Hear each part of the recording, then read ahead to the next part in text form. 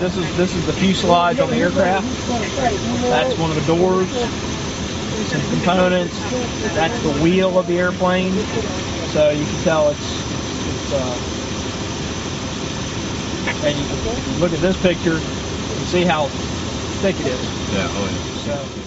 Officers responded in the early Sunday morning hours to a plane crash that was discovered by an FWC aviation helicopter pilot as well as some private aviators who were searching for some individuals that they were flying with yesterday. That was the last time that these other aviators had seen this individual, and his wife had called them to report that he was overdue and she had not seen or heard from him and could not make contact with him by phone.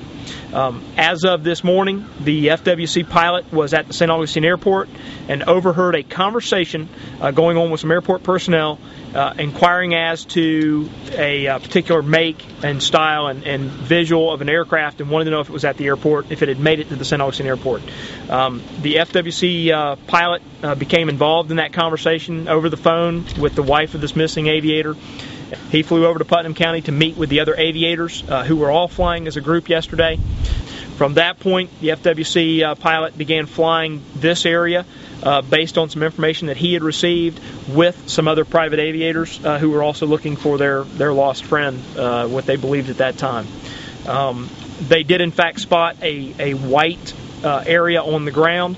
The aircraft themselves, flying at a higher altitude, were not able to obviously land. The FWC pilot was able to find a very small clearing in some very dense brush.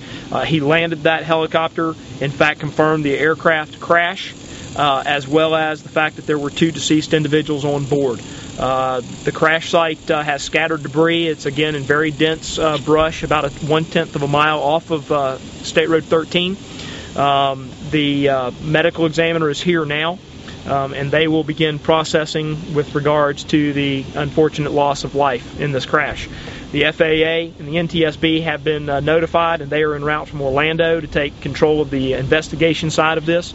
The Sheriff's Office, of course, remains the primary entity at this point in time to gather and collect information for the federal resources.